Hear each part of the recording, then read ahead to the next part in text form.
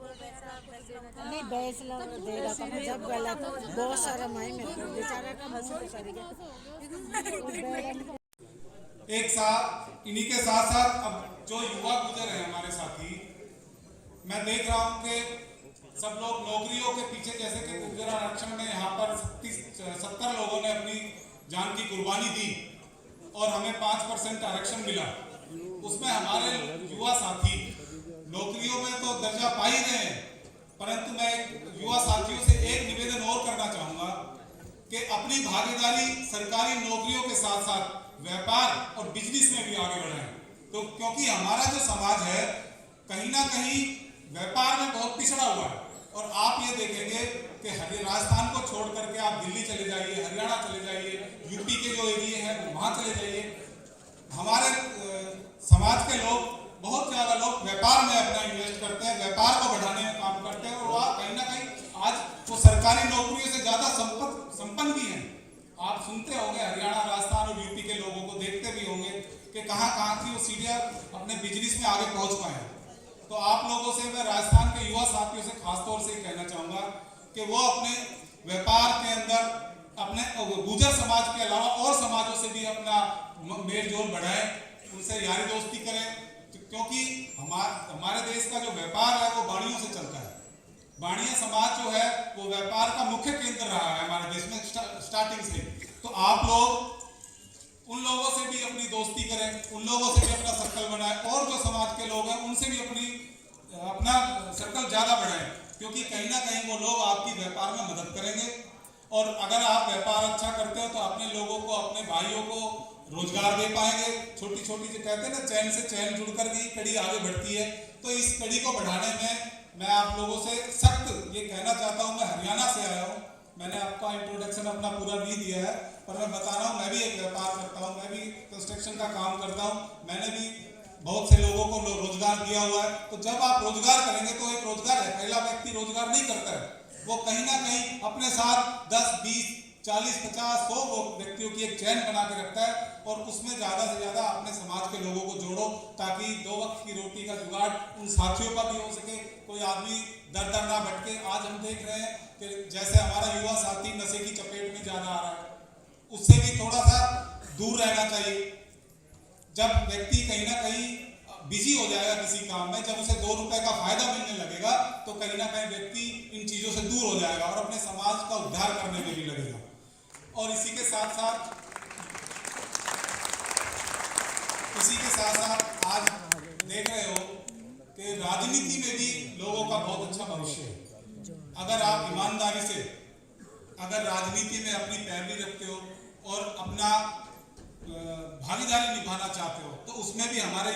युवा साथी को तैयार रहना चाहिए। कहीं ना कहीं चाहे वो बीजेपी हो, कांग्रेस हो या और कोई पार्टी हो, उसमें कहीं ना, मेरा रेवाड़ी निवास स्थान है, सेक्टर 3 रेवाड़ी, और मैं AIC अखिल भारतीय कांग्रेस कमेटी का नेशनल कोऑर्डिनेटर हूँ। मैं तमाम हरियाणा, राजस्थान, गुजरात, कर्नाटक, मध्य प्रदेश, छत्तीसगढ़, यूपी, पंजाब, दिल्ली, हिमाचल, अनेक स्टेटों का मैं AICC बतौर मैं प्रभारी रहा हूँ। मेरी पार्टी ने कहीं ना कहीं मुझ पर विश्वास जताया, और वो विश्वास मेरी पार्टी ने मेरी मेहनत और लगन से जताया, ईमानदारी से जताया। ना मैं अब तो अपने जीवन में कभी पंच भी नहीं बना, परंतु इतने जहाँ बड़े बड़े MP और MLA और मंत्री प्रभारी बन करके जाते हैं, तो उस पद पर मेरी पार्टी ने मुझे पहुंचाया। तो मैं कहीं ना कहीं मेरे साथियों का, मेरे परिवार का, और कहीं ना कहीं मेरी मेहनत और जो लगन थी, उसी का फलस्वरूप रहा जो मैं इतने स्टेटों का प्रभारी बना। मैं प्रदेश का युवा प्रकोष्ठ का प्रदेश उपाध्यक्ष भी रहा, और अब मैं सीनियर कांग्रेस में प्रदेश का महामंत्री हूँ।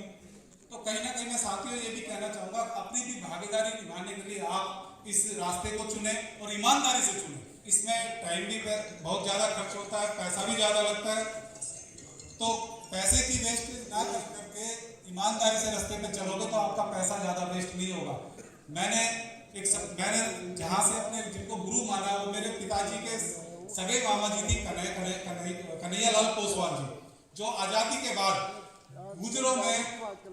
जो कैबिनेट मंत्री बने और 14 साल होम मिनिस्टर रहे हरियाणा के, और 4 बार लगातार MLA बने और राज्यसभा सांसद रहे। तो मैंने उनको अपना गुरु माना। मैं करता था मैं, और मैं नेशनल क्रिकेट में भी नेशनल खेला हुआ हूँ और डिस्ट्रिक्ट रेवाड़ी का चीफ सेलेक्टर भी हूँ।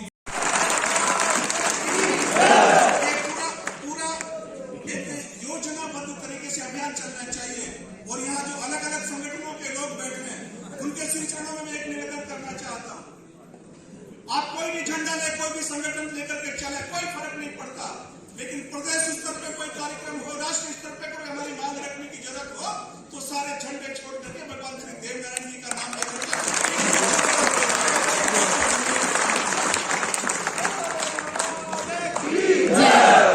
बहुत अच्छा आपने समाज को संदेश दिया है कि हमारी सिर्फ एक ही जाति होनी चाहिए, हमारे नाम के पीछे सिर्फ एक ही स्वरूप होना चाहिए, वो है गुर्जर। और इसी श्रृंखला को आगे बढ़ाते हुए मैं प्रदेश कार्यकारिणी अध्यक्ष हमारे प्रहलाद सिंह जी अवाना, जो मेरे ससुर भी हैं, और मैं इस मंच के माध्यम से ये कहना चाहूंगी कि एक लड़की जब शादी होकर आती है तो उसके बहुत से सपने होते हैं, और इन सपनों को अगर आगाज दिया है और इन सपनों को अगर पंख दिया है, और आज जहां भी मैं स्टैंड करती हूँ वो सिर्फ और सिर्फ मेरे ससुर जी की वजह से है। आज उन्हीं की वजह से ही मुझे अवाना सरनेम भी मिला था, और इसी चीज को लेकर मैं अभी तक कोई इतना नाम शायद नहीं कर पाई, पर मेरे लिए जरूरी है कि आज उनकी वजह से मैं यहाँ हूँ और उनकी वजह से मुझे ये पहचान मिली है। जो भारतीय मजदूर संघ के जो पूर्व प्रदेश अध्यक्ष रहे हैं प्रहलाद सिंह जी अवाना, मैं उनसे निवेदन करूंगी कि आप मंच पर आकर अपने शब्दों के माध्यम से एक वक्तव्य के रूप में यहाँ पर बैठे हुए लोगों को जोड़ें। सम्मान की इस कड़ी में मैं हमारे पूज्य गुरुजी दिनेश गिरी जी महाराज का स्वागत और अभिनंदन करती हूँ। आपके चरणों में महाराज कोटि कोटि प्रणाम करती हूँ, क्योंकि संतों की ये भूमि है, राजस्थान संतों की भूमि के नाम से जाना जाता है, और आप एक संत है, एक महाराज है जो हमें दिशा प्रदान करते हैं कि देखिए गुरु के सानिध्य में हम लोग अगर होते हैं तो हमारे सारे कार्य अपने आप में ही सिद्ध हो जाते हैं। ऐसे गुरु का, ऐसे महाराज का मैं अभिनंदन करती हूँ। इस मंच के माध्यम से आपका स्वागत, आपका अभिनंदन, और अभिनंदन की इस कड़ी में मैं गौरव जी और रवि जी से ये निवेदन करूंगी कि आप पूज्य संत महाराज जी का अभिनंदन करें।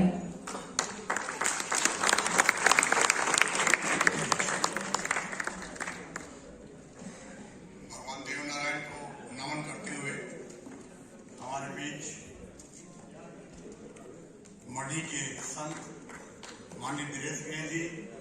मौजूद हैं, उनको भी नमन करते हुए उनका भी सम्मान हमारे प्रदेश यूथ का अध्यक्ष कर रहे हैं। साथ ही राजस्थान गुर्जर महासभा के इस यूथ प्रकोष्ठ के इस सम्मेलन के अंदर मैं आपको बहुत ही सूक्ष्म में कुछ कहना चाहूंगा। संगठन के अंदर बहुत बड़ी शक्ति होती है, और जब संगठन कमजोर होते हैं तो निश्चित रूप से हमारी उपेक्षा होती है, और वही स्थिति हमारे राजस्थान के दिन का चुनाव करते हुए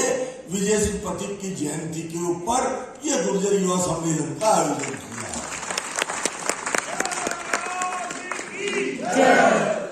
यदि हम स्वतंत्रता आंदोलन के इतिहास को देखते हैं और उसके पश्चात में आजादी के बाद में भारत के लोकतांत्रिक राज्य व्यवस्था के इतिहास को देखते हैं तो राम मनोहर लोहिया और जयप्रकाश नारायण का एक नाम ऐसा मिलता है जिन्होंने आपातकाल के अंदर समग्र क्रांति का नारा दिया। वो समग्र क्रांति किसी व्यवस्था के विरुद्ध नहीं। यदि देश के अंदर हमको हमारा सांस्कृतिक उत्थान करना है, हमको दुनिया के अंदर हमारी संस्कृति का पुनः परचम लहराना है, हमारे पूर्वज जिन्होंने अखंड भारत के ऊपर राज्य किया है, उनके उस राज्य को, उनके उस वैभव को, उनके उस गौरव को इस देश और दुनिया की भूमि पे यदि हमें स्थापित करना है तो उसके लिए हमको हमारे देश के युवाओं को तैयार करना होगा, उनको शिक्षित करना होगा, उनको संस्कारित करना होगा, उनको प्रशिक्षित करना होगा। अभी भाई धीर सिंह जी ने जो कि शिक्षा के क्षेत्र में काम कर रहे हैं, अवनी पब्लिकेशन के माध्यम से, यद्यपि वो सरकारी लेक्चरर है लेकिन शिक्षा के क्षेत्र में ऑनलाइन क्लासेज के जरिए लाखों लोग उनसे जुड़े हुए हैं। ठीक इसी प्रकार से सभागार में सुरेंद्र जी हमारा बैठे हैं।